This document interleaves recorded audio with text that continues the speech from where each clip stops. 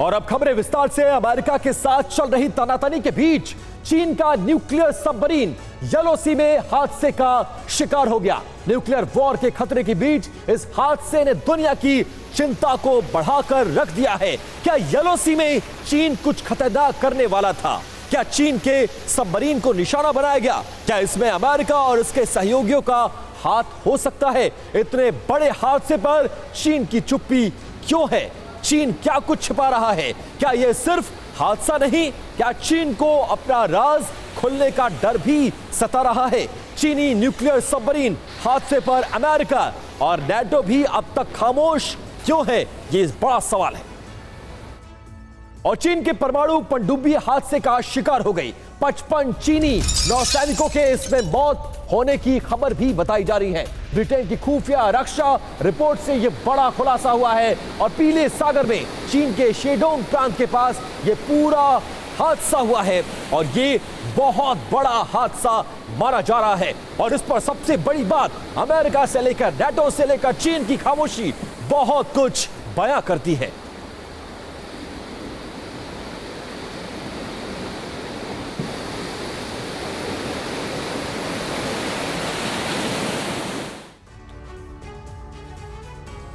और अब आपको डिटेल में बताते हैं कि आखिरकार हुआ क्या था। चीन की परमाणु पनडुब्बी दुर्घटनाग्रस्त कैसे हुई, इसकी एक एक डिटेल आपके सामने। देखिए हादसा और आपको बता दें कि हादसा जंजीर और एंकर के टक्कर के बाद क्षतिग्रस्त हुई ऑक्सीजन, इसका सिस्टम फेल हो गया। ऑक्सीजन सिस्टम से जहरीली गैस निकली और माना यह जा रहा है कि पनडुब्बी की मरम्मत सतह पर लाने में 6 घंटे लगे। दम घुटने से यह दावा किया जा रहा है कि पीएलए के 55 नौसैनिकों के मौत की खबर भी इसमें सामने आई है। और कौन कौन कितने अधिकारी मारे गए उसकी भी डिटेल आपके सामने। देखिए पनडुब्बी की मरम्मत करने में 6 घंटे इसको सतह पर लाने में लगे, उसके बाद इसकी मरम्मत की गई। साथ साथ दम घुटने से दावा किया जा रहा है कि पीएलए के 55 नौसैनिकों की भी मौत हो गई है, जिसमें वो डिटेल आप जान लीजिए। वो 55 में कौन कौन से अधिकारी शामिल थे? 22 अधिकारी, 7 अधिकारी कैडेट, 9 जूनियर अधिकारी और 17 नाविकों के मौत की भी इसमें खबर है। चीनी हादसे पर चुप्पी साधे हुए है अंतर्राष्ट्रीय जगत और मदद से भी अब चीन इनकार कर रहा है कि उसको अंतर्राष्ट्रीय जगत से मदद नहीं चाहिए। ब्रिटेन की खुफिया रिपोर्ट से ये तमाम बड़े खुलासे होते हुए नजर आ रहे हैं और बहुत सारे सवाल चीन की चुप्पी पर खड़े हो रहे हैं। बात करें तो 21 अगस्त को पीले सागर में यह हादसा हुआ था और अंतर्राष्ट्रीय मदद अब इस मामले में चीन लेने से इनकार कर रहा है। चीन के शेडोंग प्रांत में यह पूरा हादसा हुआ है और ब्रिटेन की खुफिया रिपोर्ट से यह खुलासा भी हुआ है। हालांकि इस बीच चीन ने फिर से एक बार ताइवान की घेराबंदी शुरू कर दी है। ताइवान पर जल्द ही चीन पर बड़ा हमला कर सकता है, यह दावा भी सामने आया है। इसका संकेत भी ड्रैगन ने दे दिया है, लेकिन दूसरी तरफ चीन की भी जबरदस्त घेराबंदी शुरू हो चुकी है। अमेरिका ने चीन को चुनौती देने के लिए बहुत बड़ा युद्धाभ्यास शुरू कर दिया है।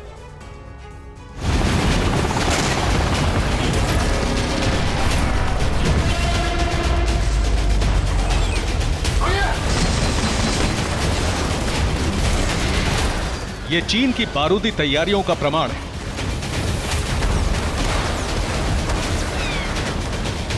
ये ताइवान को डराने के लिए ड्रैगन की फुफकार है।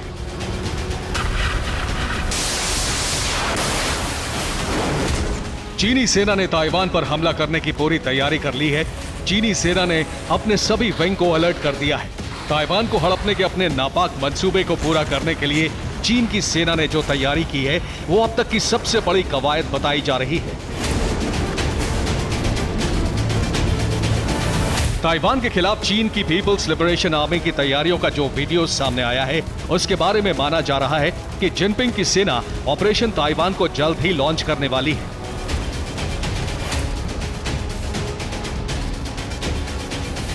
चीन की पीपल्स लिबरेशन आर्मी यानी पीएलए ने जो वीडियो रिलीज किया है उसमें ड्रैगन अपनी सैन्य ताकत का जबरदस्त प्रदर्शन कर रहा है।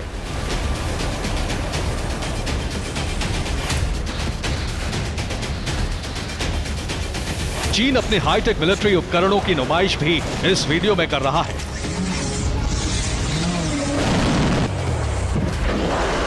दावा किया जा रहा है कि चीन ये सारी कवायद ताइवान को डराने के लिए कर रहा है। चीन और ताइवान में बढ़ते तनाव के बीच अमेरिका और फिलीपींस ने भी सैन्य अभ्यास शुरू कर दिया है।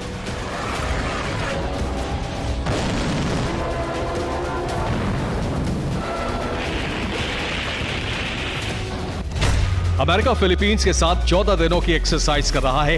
ये सैन्य अभ्यास 8 देश मिलकर कर रहे हैं। इस संयुक्त मिलिट्री अभ्यास में Australia, Canada, France, Japan, Britain और मलेशिया भी भाग ले रहे हैं। इसमें 8 देशों के 1800 सैन्य कर्मी भाग ले रहे हैं। इन देशों के युद्धपोत भी सैन्य अभ्यास में शामिल हैं। ये एक्सरसाइज साउथ चाइना सी में हो रही है। साउथ चाइना सी वही इलाका है जो ताइवान के साथ साथ अमेरिका और चीन के बीच विवाद की बड़ी वजह बना हुआ है।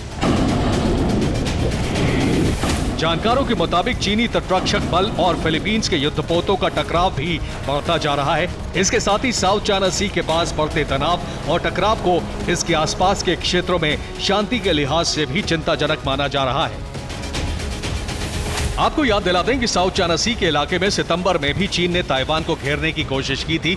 चीन की सेना ने एक ही दिन के भीतर ताइवान की ओर 103 फाइटर जेट भेजे थे। ताइवान रक्षा मंत्रालय ने दावा किया था कि चीनी विमान ताइवान पहुंचने से पहले ही वापस लौट गए थे।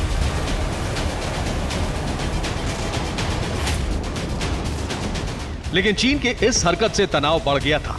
चीन हाल के दिनों में ताइवान के आसपास हवा और पानी में बड़े सैन्य अभ्यास भी कर चुका है। Bureau report, TV9 Bharatvarsh.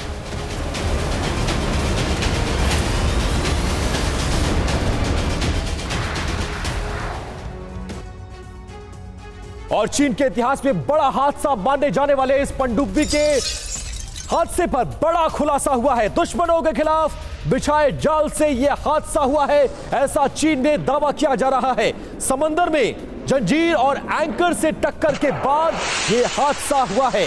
चीन हादसे पर खामोश है और सबसे बड़ा सवाल इसलिए भी उठ रहा है क्योंकि चीन ने अंतर्राष्ट्रीय जगत से मिलने वाली मदद का भी इनकार कर दिया है।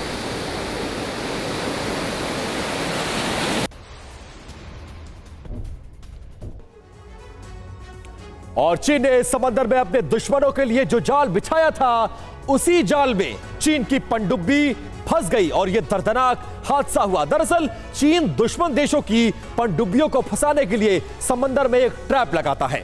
जंजीर और जहाज को रोकने वाले एंकर का एक ट्रैप बनाया गया था। दावा है कि चीनी पनडुब्बी इसी से टकराई और फिर हादसे की शिकार हो गई। टक्कर के बाद सबमरीन का ऑक्सीजन सिस्टम पूरी तरह से ध्वस्त हो गया।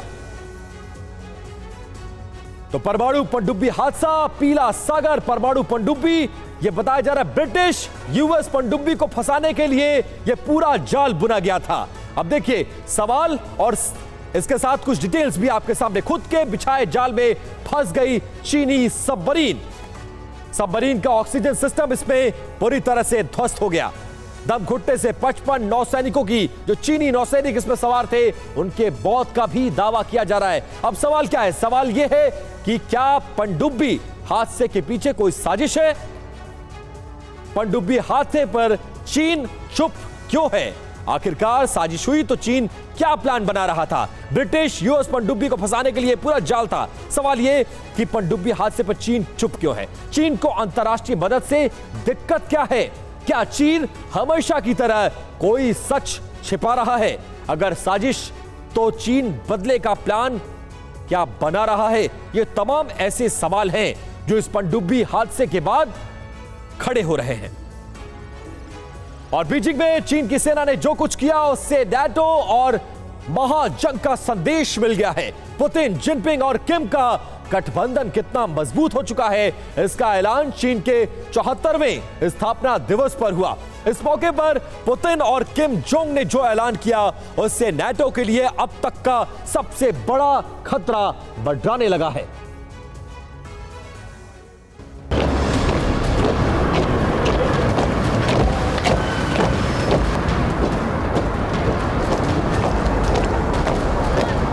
ये जश्न है चीन के 74वें स्थापना दिवस का। अपने स्थापना दिवस पर ड्रैगन ने अपनी ताकत की नुमाइश कुछ इस तरह से की।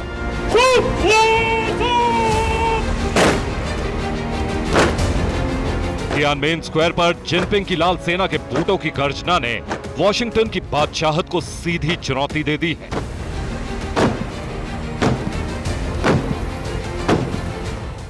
तो पीएलए बैंड की धुन सुपर पावर के लिए अपशकुन से कम नहीं।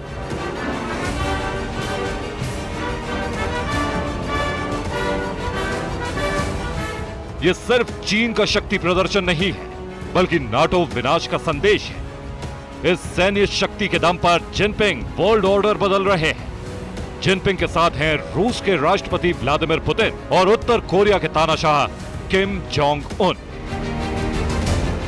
चीन के 74वें स्थापना दिवस पर पुतिन और किम ने जिनपिंग को बधाई संदेश भेजा है। ये बधाई संदेश इस बात का ऐलान कर रहा है कि नेटो के खिलाफ खतरनाक तिकड़ी तैयार हो चुकी है।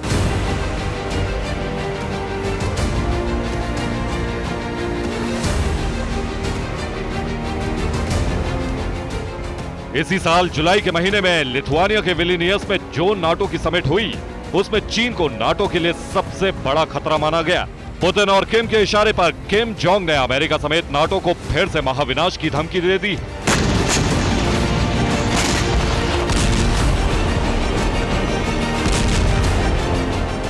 उत्तर कोरिया ने अमेरिका को विश्व शांति और सुरक्षा के लिए खतरा बताया है। उत्तर कोरिया ने ऐलान कर दिया है कि अमेरिका को इसका बड़ा खामियाजा भुगतना पड़ेगा।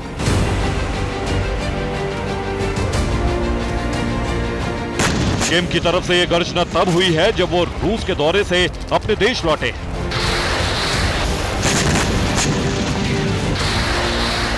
किम से पहले मॉस्को में पुतिन और जिनपिंग की मुलाकात हो चुकी है। इन मुलाकातों में पुतिन, जिनपिंग और किम की तिकड़ी ने नाटो की बादशाहत को खत्म करने का न सिर्फ ब्लूप्रिंट तैयार कर लिया है,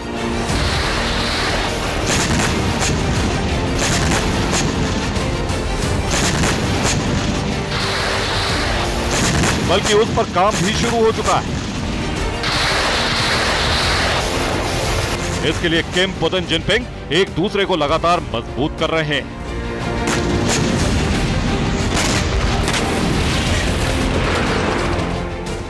एक रिपोर्ट के मुताबिक यूक्रेन जंग में रूस चीन के हथियारों से हमले कर रहा है। वहीं खबर है कि किम भी रूस को आर्टिलरी और अपना सबसे विध्वंसक रॉकेट लॉन्चर KN-09 देने वाले हैं। इसके बाद पुतिन किम को एटमी विनाश का फॉर्मूला देने वाले हैं।